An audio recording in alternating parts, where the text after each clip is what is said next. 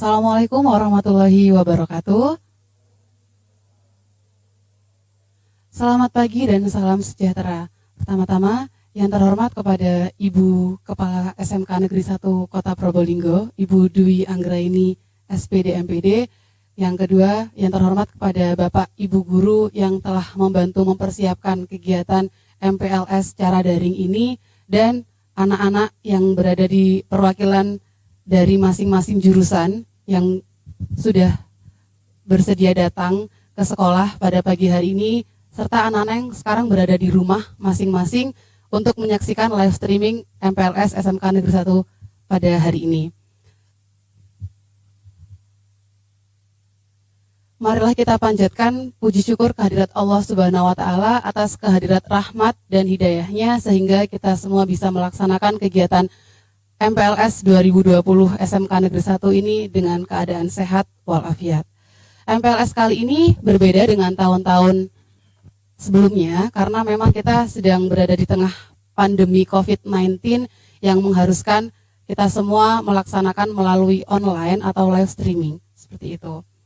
Meski begitu, harapan kami anak-anak tetap harus mengikuti kegiatan MPLS dari awal hingga akhir sampai hari Rabu nanti dengan sungguh-sungguh dan menyimak materi yang diberikan. Karena materi pada 3 hari ke depan ini sangat menarik sekali. Untuk hari ini tentunya kita akan melaksanakan 4 materi, mulai dari wawasan kebangsaan, kemudian setelah itu ada kenakalan remaja, kemudian bahaya narkoba, budaya sehat new normal, dan literasi. Seperti itu. Perlu kami ingatkan juga kepada anak-anak yang berada di rumah untuk menyiapkan alat tulisnya, untuk mencatat hal-hal yang diperlukan di setiap materi, karena di setiap materi nanti kami akan membagikan link absensi, dan anak-anak juga perlu mengisi jurnal kegiatan, seperti itu.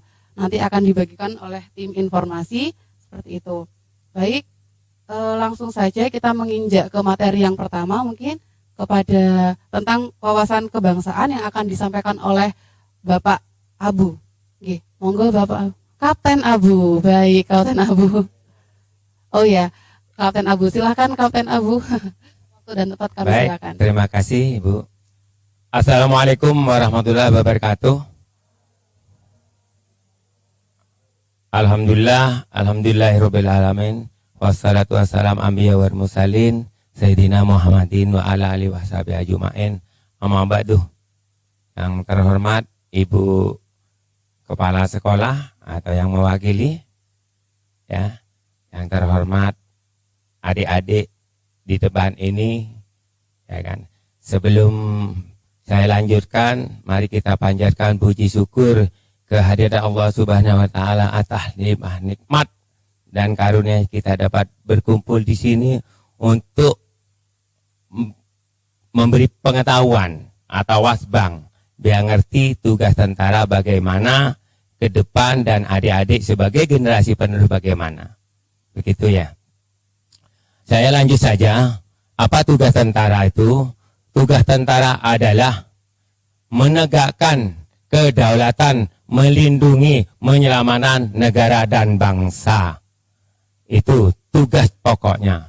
Undang-undang sudah jelas di situ. Undang-undang nomor 34 membantu pemerintahan di bidang pembangunan atau mendukung pemerintahan di bidang pembangunan, membantu Polri di bidang keamanan. Di situ ada aturan-aturan pertahanan atau bintahwil, kalau di tentara bintahwil, ya bintahwil. Binwanwil, peran perlawanan masyarakat. Baksos, nah baksos semua lapisan masyarakat yang ada di wilayah itu adalah sebagai objek, dan TNI itu sebagai subjek melalui aturan-aturan yang ada di wilayah NKRI ini. Kalau di wilayah NKRI di wilayah binaan. Kalau di kecamatan di situ dengan aturan-aturan yang ada. Geo, demo, komsos. Geo apa? Buminya. Kalau di sekolahan, wilayah sekolahan ada berapa kira-kira? Ya kan? Kalau tentara Babinsa di wilayah ada berapa? Buminya.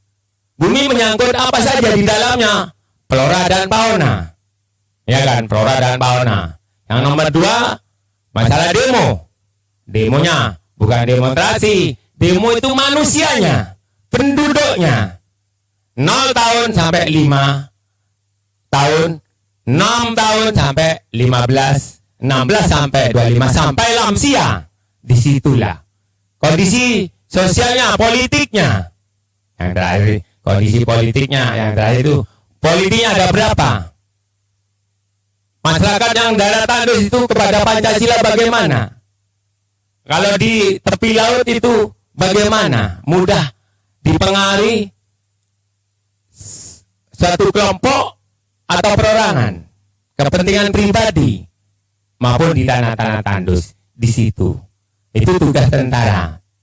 Jadi yang selanjutnya untuk tentara itu berjuang demi melindungi, menyelamatkan negara dan bangsa. Tentara itu apa? Tentara rakyat. Berarti tentara itu dari bangsa Indonesia. Tentara rakyat itu, tentara rakyat. Tentara pejuang. Tentara yang berjuang menegakkan NKRI. Tentara berjuang menegakkan NKRI berarti apapun yang terjadi tanpa mengenal menyerah. Itu tentara ya. Namanya berjuang demi negara NKRI. Di situ. Tentara nasional. Tentara yang bertugas demi kepentingan negara di atas kepentingan daerah, suku, ras, maupun golongan agama. Di tentara itu mengabdi kepada pemerintah, ke negara. Di situ. Yang terakhir, tentara profesional. Tentara yang sudah disiapkan, sudah dididik dengan baik. Tentara itu secara baik tidak berpolitik praktis. Tidak berpolitik praktis itu tentara. Jadi itu. Ya, naik.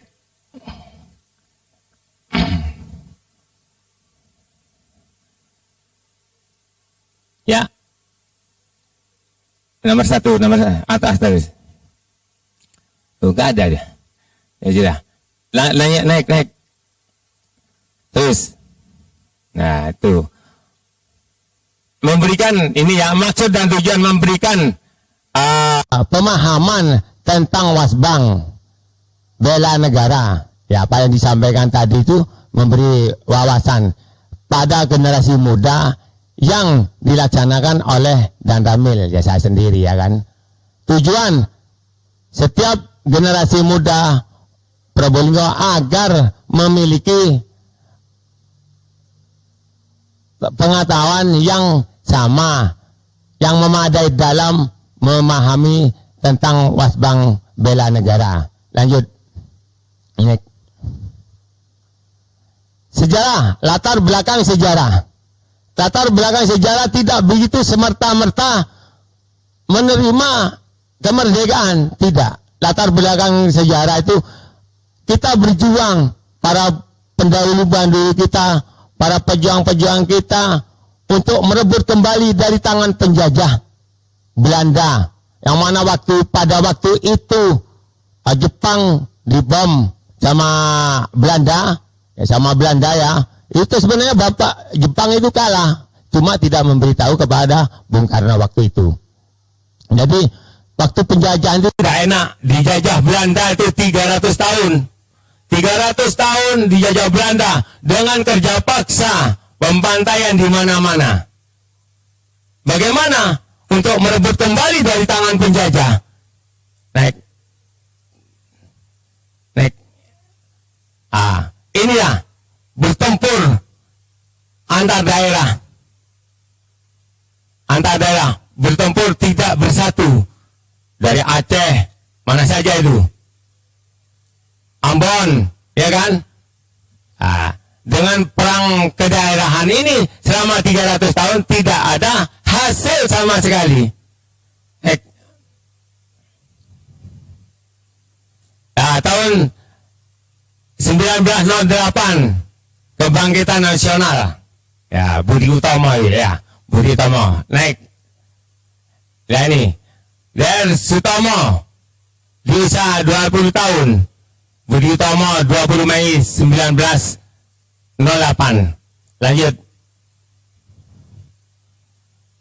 Selama 20 tahun ini kebersamaan yang tumbuh, kebersamaan, persatuan,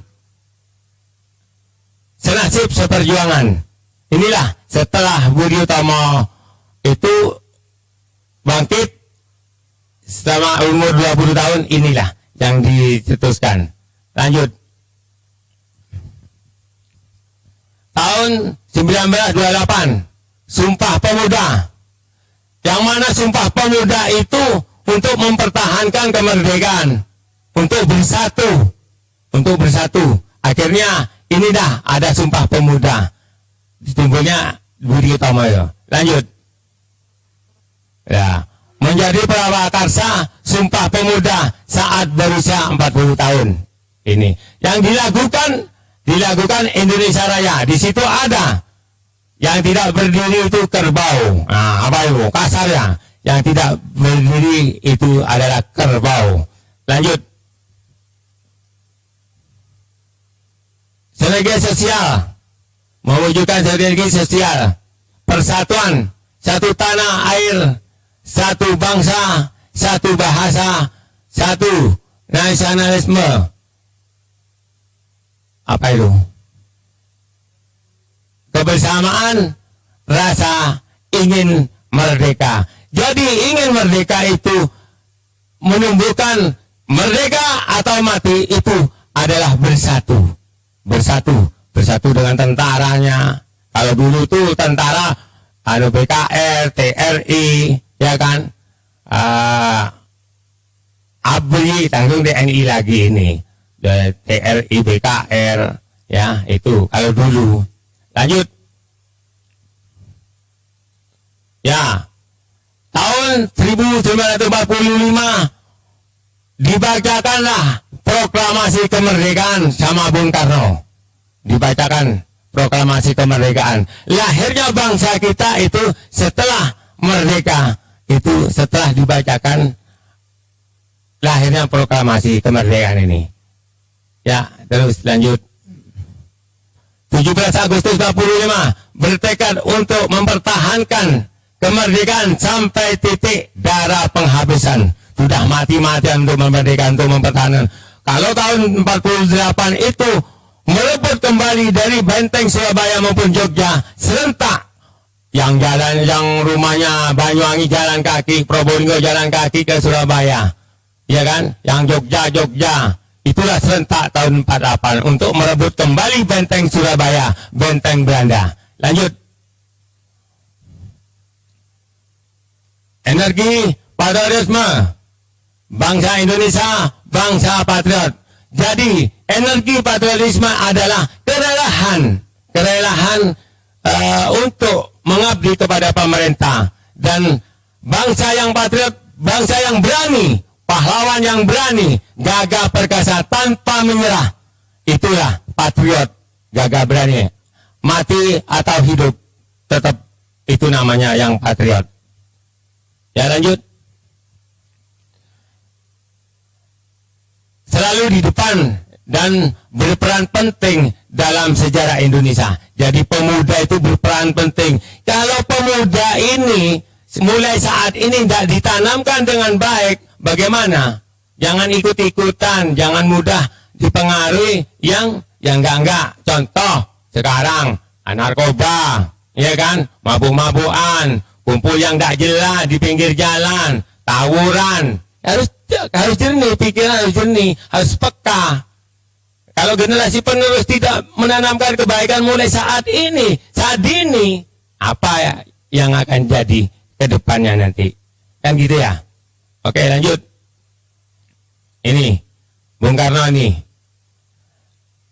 kasih 1000 orang tua akan kucabut akar, dan kasih 10 pemuda akan apa Gunung Semeru itu? Apa itu? Baca coba. Akan diguncang dunia, ya kan? Itulah semboyan dulu untuk merebut kembali dari tangan penjajah yang mana Belanda ingin menguasai lagi. Itu akhirnya seperti itu. Itu artinya sangat-sangat besar itu. Sangat bermanfaat arti itu. Kalau sebagai generasi penerus tidak melihat sejarah, IT-nya yang dilihat Luna Maya terus, susah, ya kan? Lihatlah para pahlawan, pejuang-pejuang kita. Lanjut. Wawasan kebangsaan ini intinya bermasyarakat bersatu untuk mengetahui lingkungan, itu intinya. Ya, lanjut. Apa arti kebangsaan? Merupakan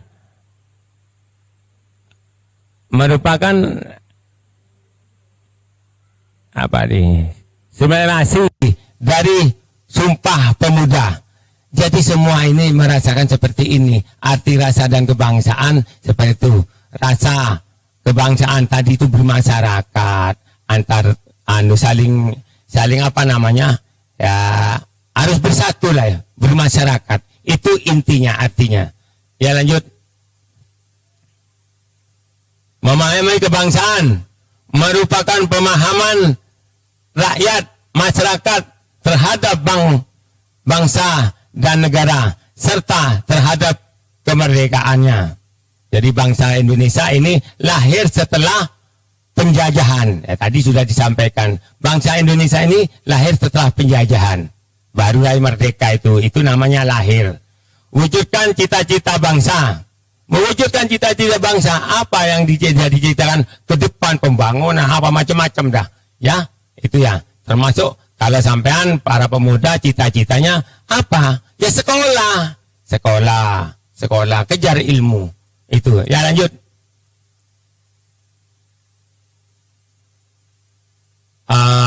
Lunturnya wawasan kebangsaan. Ya, bangsa Indonesia yang terletak pada posisi strategis. Kondisi bangsa Indonesia yang dalam keluar dari krisis. Ya, belum bisa keluar dari krisis. Ya, rame-rame sekarang kan sudah genjar-genjarnya ada ke masalah krisis. Nilai supaya bangsa semakin menipis. Nilai budaya semakin menipis. Karena apa?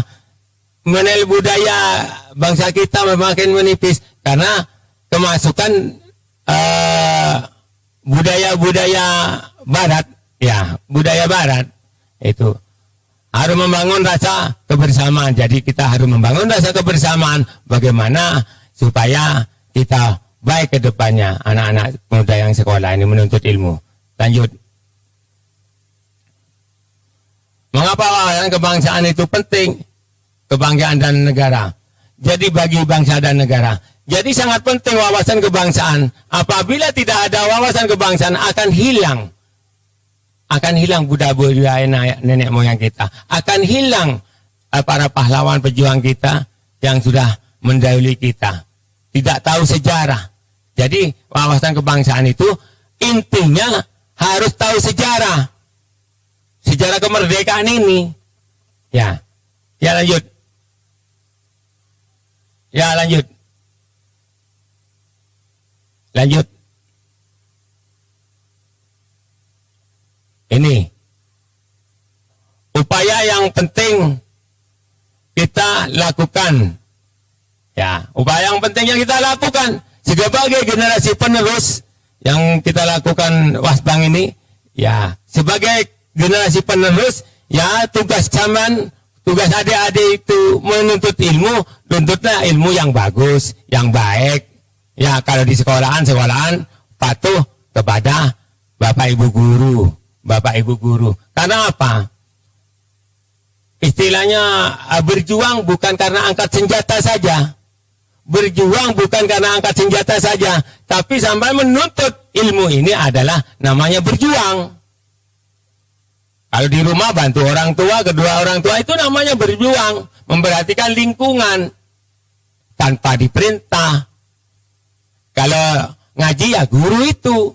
Guru ngaji, harus patuh kepada guru ngaji. di situ. Kalau di sekolahan, ya harus patuh pada Bapak Ibu guru. Ya kalau kelihatan lingkungan kotor, ya bersihkan tanpa perintah, itu namanya sudah berjuang. Ya lanjut.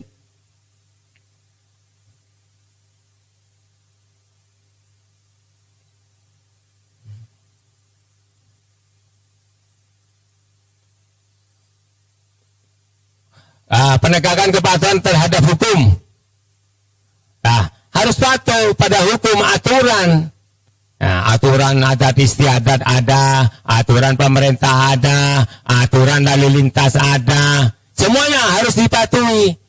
Kalau tentara itu ada aturannya juga. Ya, aturan nasional, internasional ada, hukum nasional, internasional. Ya, semuanya kalau aturan hukum diikuti, insya Allah akan selamat adik-adik, ya kan? Kalau waktu mau pakai helm, helm. Kalau narkoba jangan, tidak usah. Mabuk, tidak usah.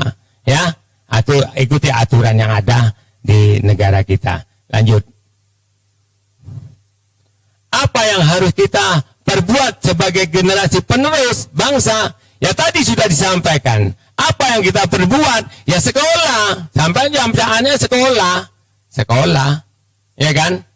Berjuang bukan karena angkat senjata tadi, tapi sekolah, ya bersih-bersih, apa bantu orang tua di rumah, ya kalau tani-tani, itu sama, itu namanya berjuang. Kita berbuat yang terbaik. Perintah guru, Bapak Ibu guru harus diikuti. Ya, harus diikuti. Itu, lanjut.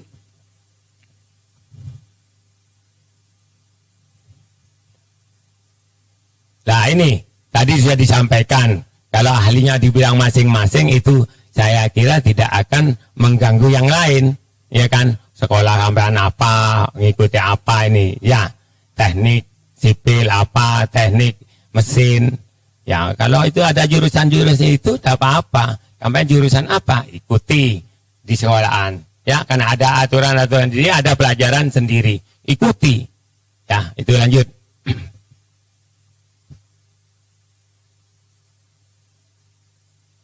Nah, jadilah tokoh contoh di lingkunganmu. Ya, adik-adik ini kan sekolah, di sekolahan dapat ilmu. Jadilah contoh di sana. Ada kegiatan apa? Pelopori. Masyarakat lingkungan. Ada kegiatan begini bagaimana supaya lingkungan ini bersih? Bagaimana supaya lingkungan ini baik? Bagaimana lingkungan ini ada usaha ini? Itu harus pelopori di tengah masyarakat. Nggak mudah, ya kan? Nggak mudah hidup di masyarakat itu. Lanjut.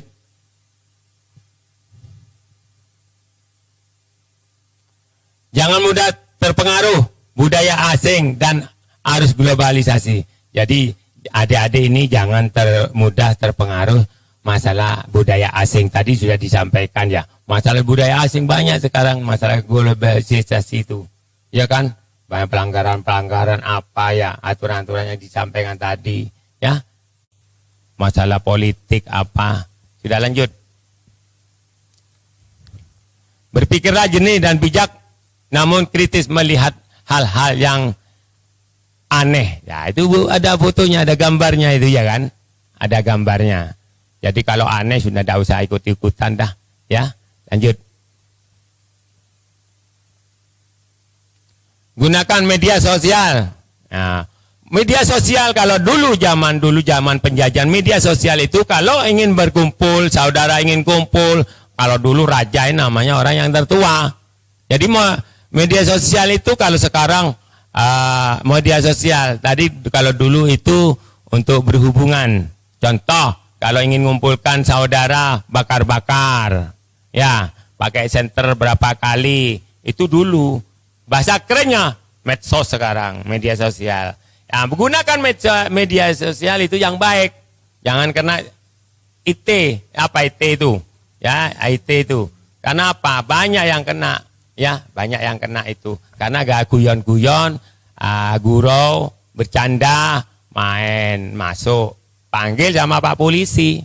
Itu medsos itu. Namanya kalau sekarang medsos, dulu itu kalau ingin mengumpulkan saudara namanya raja, pakai merpati, ya, pakai senter, pakai bakar-bakar, pakai rumput, diikat kayu, dipalangkan, ya. Oh, enggak boleh ke sini. Itu dulu, zaman dulu. Kalau zaman dulu saya aja, kelahiran saya enggak nututi, ini baru saja ini. Ya, lampu listrik aja tahun 84 masuk sini. Ya, itu. Jadi pembangunan itu 84 di sini, 82, 84 pembangunan. Setelah Pak Harto itu jadi presiden, barulah pembangunan se-Indonesia itu ya pelan-pelan namanya bangun ya kan. Ya, tapi politik ya ada aja ya kan. Ya, itu gunakan Facebook yang baik, media sosial yang baik, jangan sampai terpangkat. Itu harus disampaikan kepada keluarga, rekan-rekan, teman, ya, orang tua, adik, jangan main-main. Banyak sudah bukti yang masuk, ya kan? Masuk, ya itu. Saya pun takut kalau main-main medsos itu. Sama, kalau saya sampai ada pelanggaran masalah medsos, ya diproses juga. Bahkan dipenjara, bahkan dipecat. Itu ya, jangan main-main medsos. Ini gunakan medsos yang bagus. Ini ada berapa nih? Facebook ada, Twitter, Telegram, apa? Itu banyak itu ya kan? Itu anak muda-muda sekarang pinter itu. Saya keliru pencet, sudah bingung ya nyari orang ya kan? Itu saja, mungkin ada yang lain-lain, mungkin ada yang mau tanya, monggo biar tambah mengerti. Itu Bu, monggo.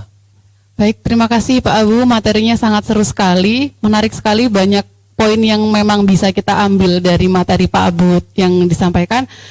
Pertama mulai dari bagaimana pentingnya bela negara atau wawasan kebangsaan itu terutama bagi anak-anak muda sekarang ya Pak. Karena anak-anak muda sekarang ini kan disebut sebagai agent of change ya atau agen perubahan. Jadi mereka banyak hal yang harus dilakukan gitu loh.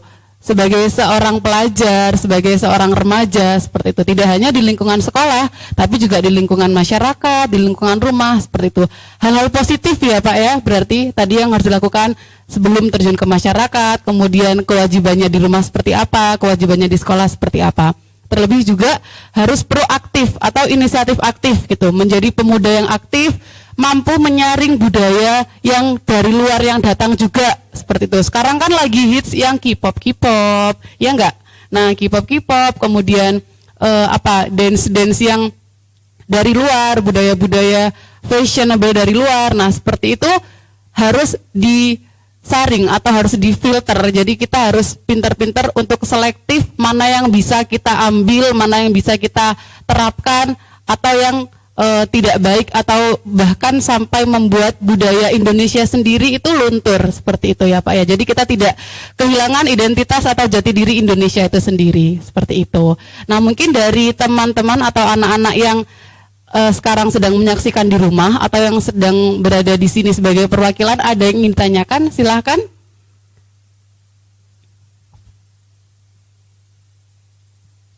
Silahkan bertanya.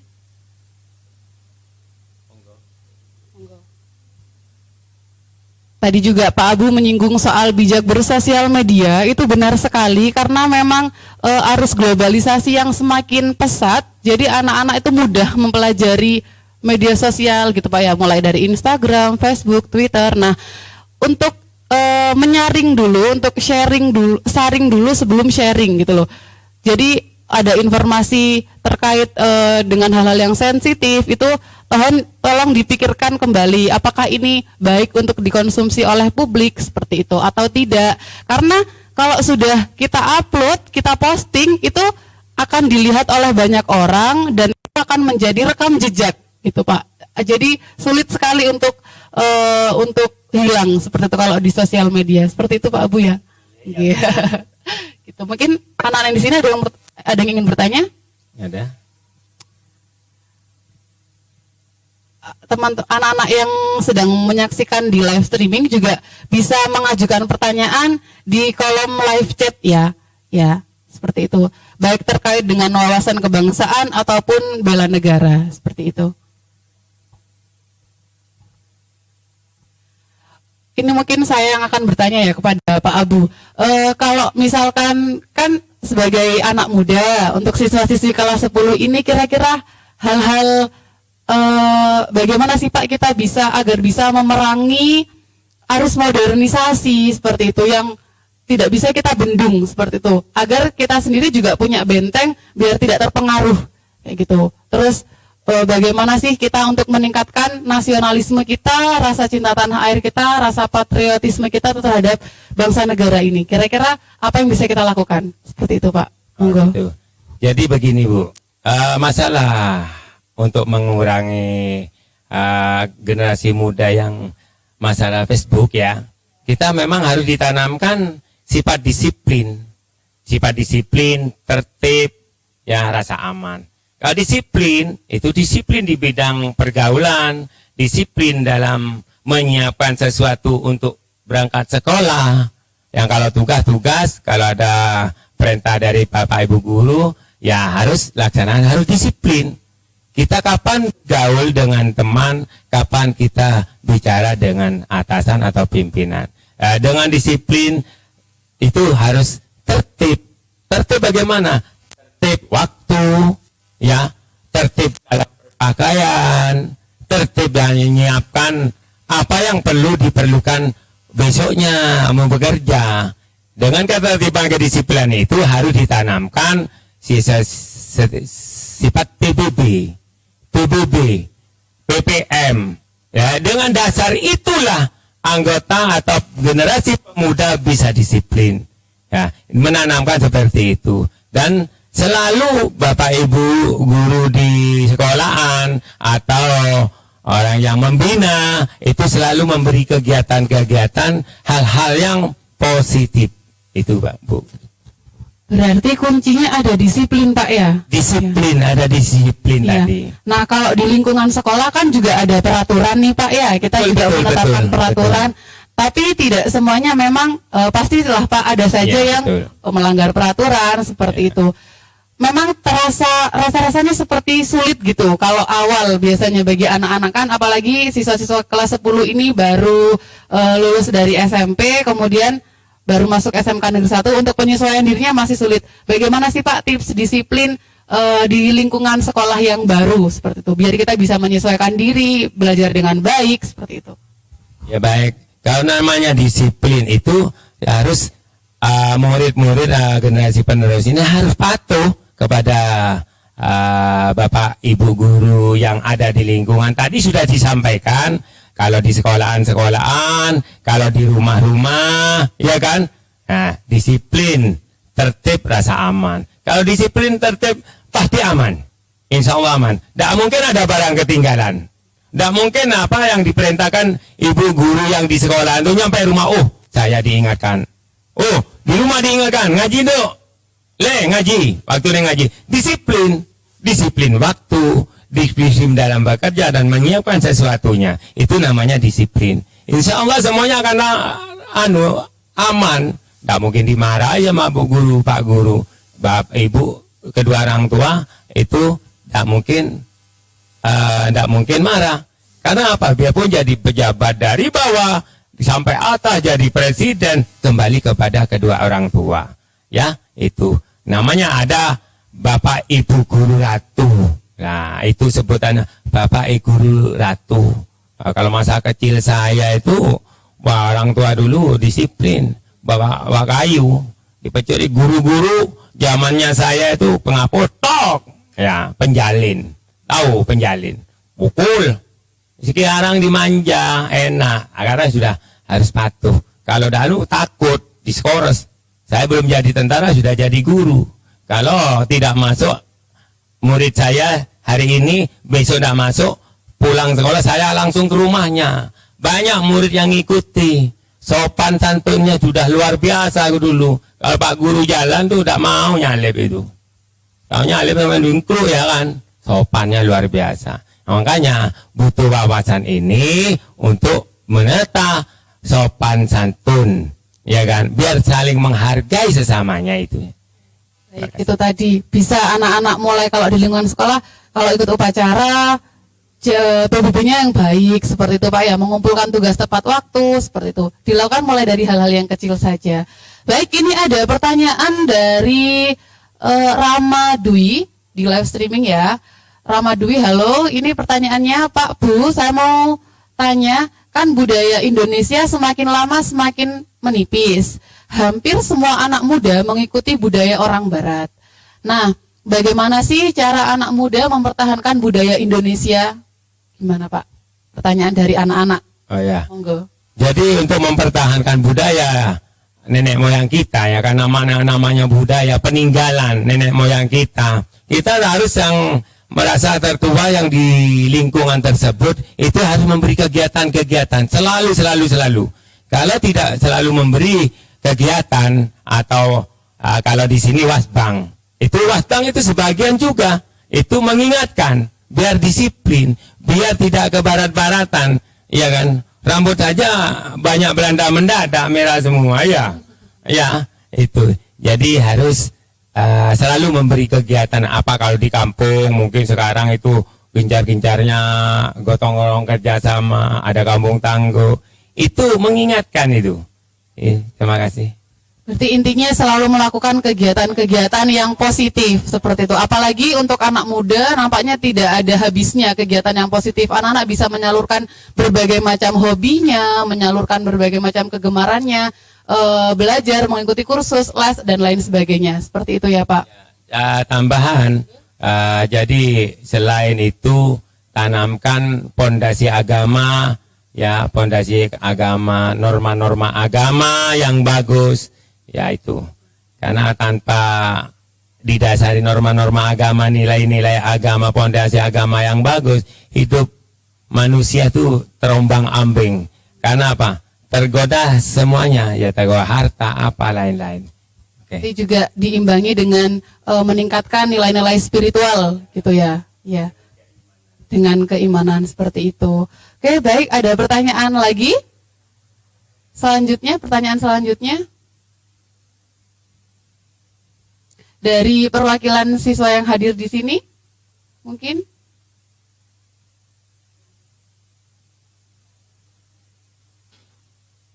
Silakan bertanya. Boleh bertanya tentang apa saja.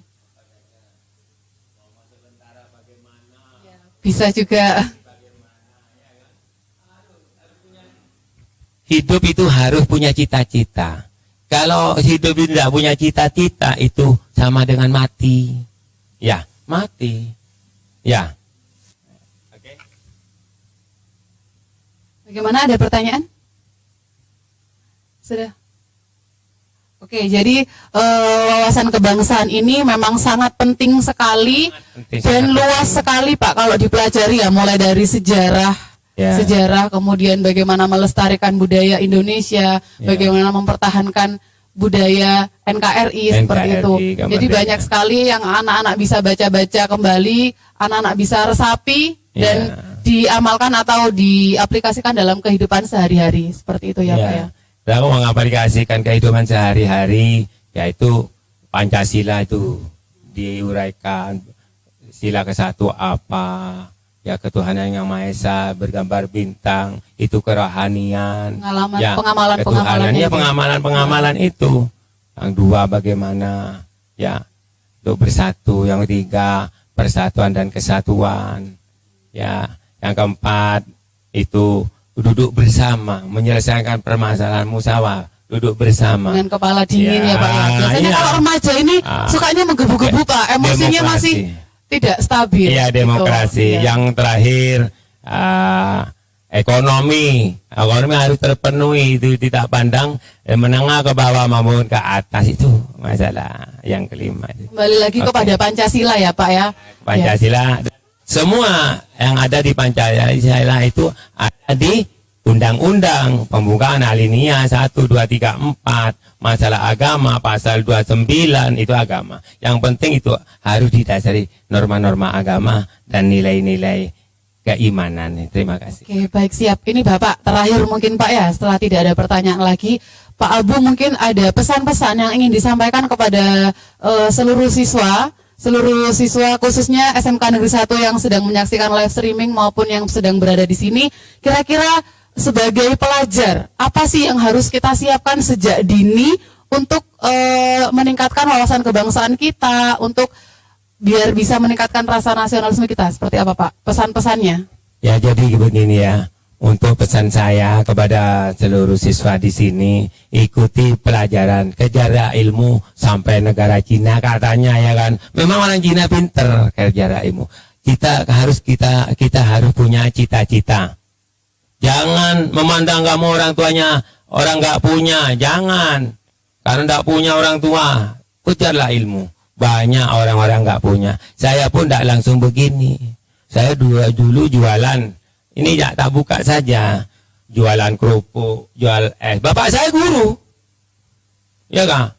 Cari apa itu di sawahnya orang, singkong, kedelai. Zaman dulu memang sulit mau makan nasi putih aja 1 tahun kalau ketemu. Makanya sebagai generasi penerus, ya kewajiban kamu belajar ya belajar, ya belajar. Itu sejarah cerita saya nih, kehidupan saya dulu. Karena mau dimakan aja 1 minggu kalau makan, 2 minggu kalau makan, ya kan? Cari jagung, orang panen itu. Ya, SMP tukang jahit sandal sepatu, jilid timba pakai api dengan pisau. Dulu udah ada lem, udah ada. Lem timba udah ada, solasi nggak ada. Ya, jangan putus asa, biarpun kamu udah punya orang tua, udah punya harta, selama masih kamu berusaha sambil bawa apa, dijual sama temannya, belum tentu kamu orang nggak punya, belum tentu udah jadi apa, ya belum tentu orang kaya tuh jadi, iya kan, tinggal kemauan, ya, tadi itu harus patuh kepada Bapak Ibu Guru Ratu. Ya, Ibu Guru di sini patuh. Yang sopan, Bu Guru. Sungkem. Saya biarpun kapten, sebentar lagi mayor. Ya kalau turun ya kan pensiun. Saya kalau jumpa Bu Guru itu masih saya sungkem. Salaman, sungkem sama Bu Guru saya. Ya, sama Bapak Ibu Guru. Guru itu udah utamakan orang tua. Kembali kepada orang tua. Jangan menyakiti orang tua, 1 kata pun jangan. Nggak barokah. Nyakiti Bu Guru, kalau Bu Guru udah ikhlas 1 huruf, kamu nggak barokah hidupmu. Ya, ingat itu. Ya, itu saja Ibu. Baik, intinya tetap belajar sebagai seorang pelajar, terus menuntut ilmu, jangan menyerah untuk menggapai cita-cita. Seperti itu. Oke, terima kasih banyak Kapten Abu untuk materi dan nasihatnya yang sangat luar biasa. Seperti itu. Selanjutnya mungkin nanti kami akan kembali ke materi yang kedua. Jadi untuk anak-anak yang sekarang sedang live streaming atau menyaksikan di rumah, untuk tetap stay tune dan mempersiapkan alat tulis serta pertanyaannya. Seperti itu. Itu saya tutup untuk materi yang pertama. Terima kasih atas waktunya. Wassalamualaikum warahmatullahi wabarakatuh.